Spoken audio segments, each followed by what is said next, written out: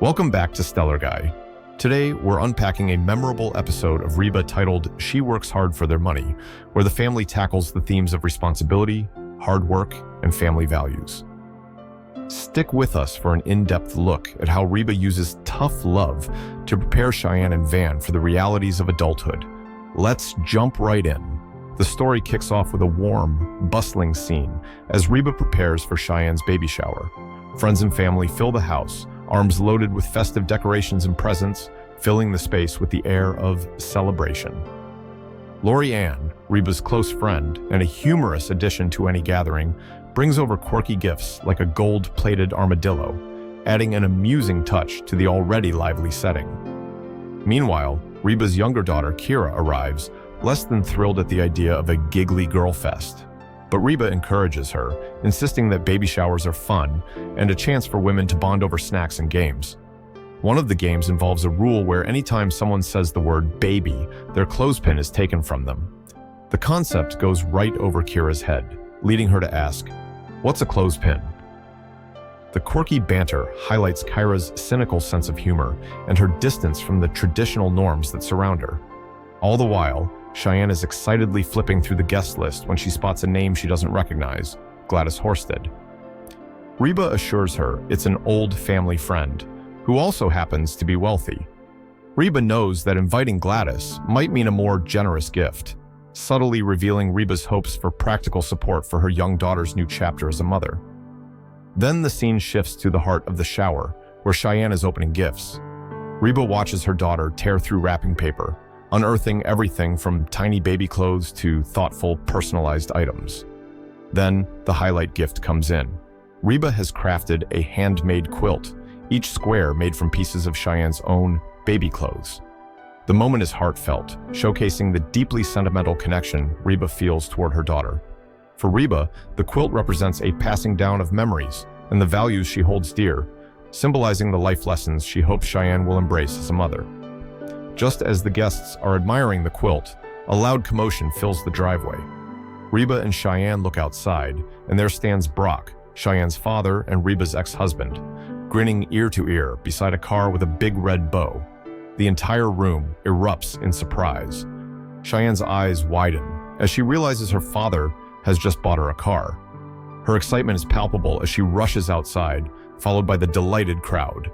But Reba is less than thrilled. The car, although generous, was given without her consent, breaking a long-standing rule. Any of their kids should pay for half of their first car, a principle Reba and Brock had agreed upon long ago to teach them responsibility. Once the baby shower winds down and the guests leave, Reba confronts Brock about his surprise gift. She explains her frustration, reminding him that they've always agreed that their children should learn the value of hard work by earning part of what they receive. But Brock dismisses her concerns, arguing that things are different now. Cheyenne is about to be a mother herself, and in his eyes, she deserves this gift without the hassle. However, Reba stands firm, emphasizing that if they make exceptions for Cheyenne, they're compromising the values they've tried to instill. Brock tries to brush off Reba's worries, insisting that the rule is outdated. Reba, however, is determined.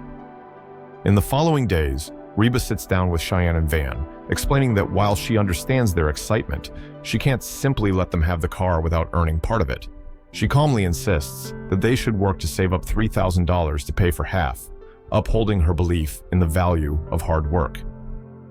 Cheyenne and Van look disheartened, but they agree, reluctantly acknowledging the importance of contributing. With a newfound sense of responsibility, Van springs into action. He heads down to Fat Tony's Pizza Palace and lands a job, albeit starting at minimum wage. Van comes home excited to share his news with Reba and Cheyenne, proudly announcing his new role as the sauce and cheese captain. Cheyenne, however, faces her own set of challenges. Being visibly pregnant, she struggles to find work. Sympathetic to her situation, Reba offers her a job around the house, promising to pay her for completing household chores. Cheyenne readily accepts, thinking that it'll be a straightforward way to earn some of the car money. Cheyenne throws herself into her job at home with a newfound zeal, but her enthusiasm quickly becomes a little too intense. She decides to deep clean the entire kitchen, even going so far as to run Reba's antique bluebonnet china through the dishwasher. Reba is horrified when she finds her great-grandmother's hand-painted dishes scrubbed spotless and nearly ruined, the delicate paint having barely survived Cheyenne's aggressive cleaning methods. While Reba appreciates Cheyenne's efforts, she gently reminds her daughter that sometimes taking on responsibility means knowing when not to overdo things. Meanwhile, Van's job at Fat Tony's goes surprisingly well. In a twist of fate, he's promoted from sauce and cheese captain to pizza delivery driver, a position he's convinced will bring in more tips. There's just one catch: he needs a car to make deliveries. Once again, he finds himself begging Reba to let him use the car in the garage, but she refuses, citing their agreement. Reba encourages him to keep saving up, reminding him that the payoff will be worth it.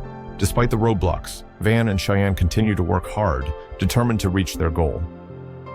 Reba, though touched by their efforts, is unyielding, even as it means she has to drive Van to each delivery shift, putting a strain on her own schedule. Reba's friend, Lori Ann, is bewildered, asking why Reba is pushing herself so hard just to keep a rule intact.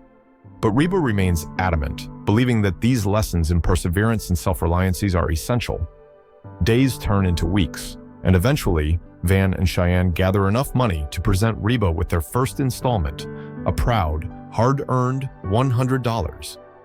Though it's only a small portion of what they owe, their determination and pride in their accomplishment are evident. Reba, softened by their sincerity, decides it's time to offer a little compromise. She surprises them by giving them the remaining $2,900 as a gift, acknowledging their hard work and perseverance. This gesture, Reba explains, isn't about giving up on her principles. Instead, it's about recognizing the balance between support and responsibility.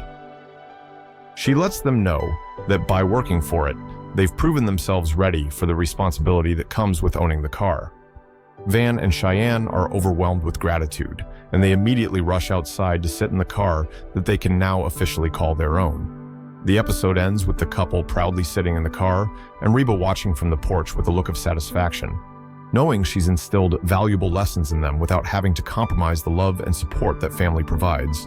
And that wraps up our look at Reba's episode, She Works Hard for Their Money, here on Stellar Guy.